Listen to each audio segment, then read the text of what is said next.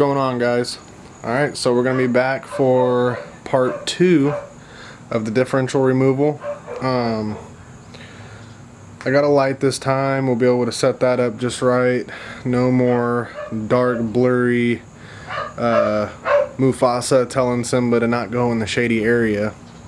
So we're going to go ahead and get the other axle out since we got clear weather now. As you can see, we got clear sunny skies, so we'll be good on that part. But I'm gonna go ahead, I got to get the exhaust bolts off and then work on that other axle, and then we'll be good to go. This time I will have time lapse, make it a little bit more interesting for you guys, so it's not cut clip here, cut clip there, cut clip here. Go to the next step, which is going to be pulling the differential case apart and seeing exactly what's going on inside there. I did order a spool. I ordered new differential bushings as well, about a week and a half out, so we'll be getting that installed soon, and then we'll have traction to both tires at the same time.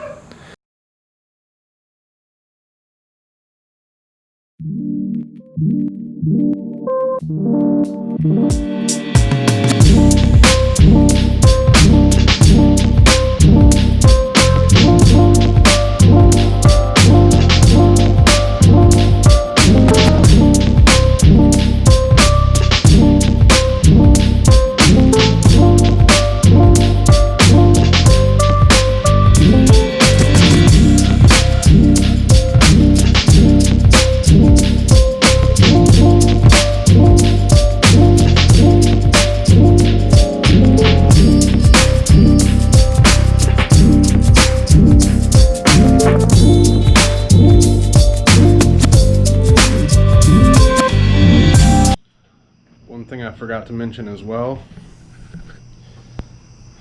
we got a brand new compressor. I mean, obviously you should be able to tell by the cutoff wheel, but we went ahead and got that. I got a Dremel as well, which is what I just used to get that bolt out since it did not want to come out. I'll probably do a little overview of the turbo kit in this video as well. Go over what I got, what I'm going to be using, budget so far, and we'll cover all the bases pretty much. But now we'll go ahead and get back to what we were doing.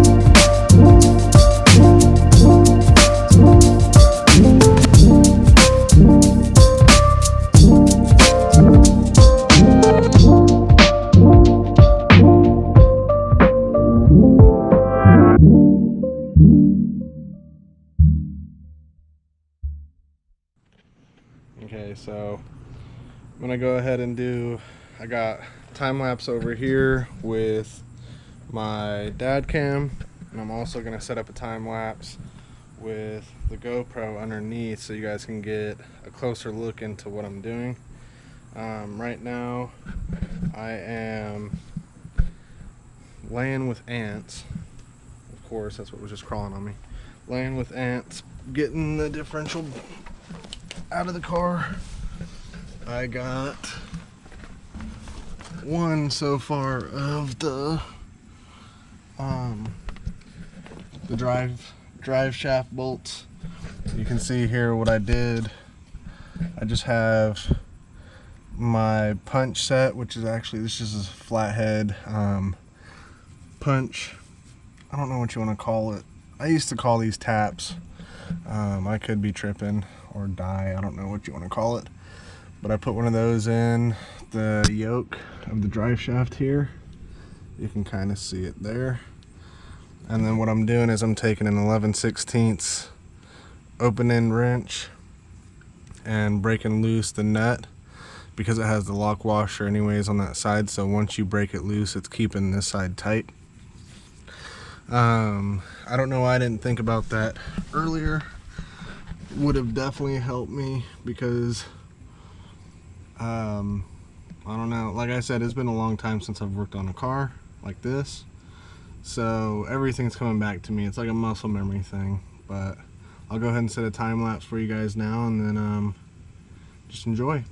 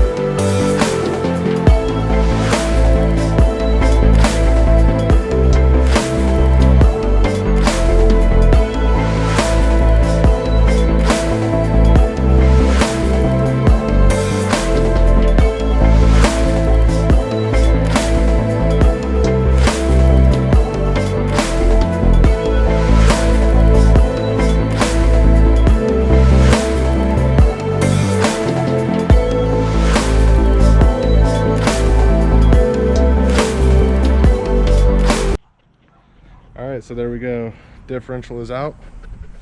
As you can see here, differential's out. Axles look okay. They didn't look bad. They look fairly clean, actually. No crazy noises as I spun them. So it was definitely with the differential that the problem was starting. I'm gonna go ahead and get that taken apart now. First, clean it up, take it apart, inspect the inside, see if maybe the preload was out or whatever it was. We're gonna find out now. But yeah, differential's out, and it is hot. It's actually a cooler day, but with the sun beating down, it's hot. So, but yeah, here we are. So everything looks decent. Not too bad. Looks like that went through some cutting phases there. I would say, hey, that was me, but I only did that on the exhaust. But everything looks pretty good. And once we get to the inside, that's whenever we'll see what's going on with it and how bad the damage is. So that'll be next. Let's go. Alright, so we got the differential out, as you can see here. Go ahead and start taking off the back casing bolts, which it looks like there's 2, 4, 6, 8 bolts that we need to take out, and it's should be a 14 millimeter socket. So we'll go ahead and start on these.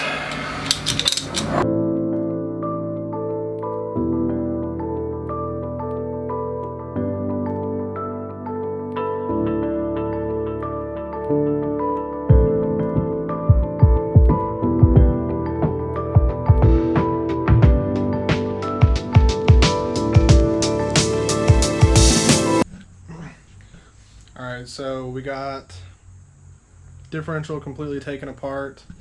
You can see here we got the right side axle inlet, I guess you could call it.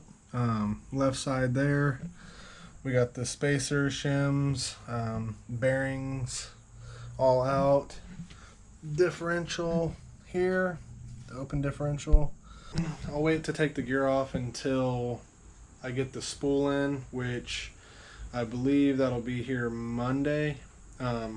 Once the spool makes it in, I'll pop that gear off of there, slide it in or slide it on to the new spool, tighten down all the bolts onto it, and then get everything set up to go back in. I'm gonna clean up the differential, make sure that it's all fresh gear oil going in and everything is good. I'm gonna check the seals where the axle inlets go. But you can see here that it's actually all pretty good.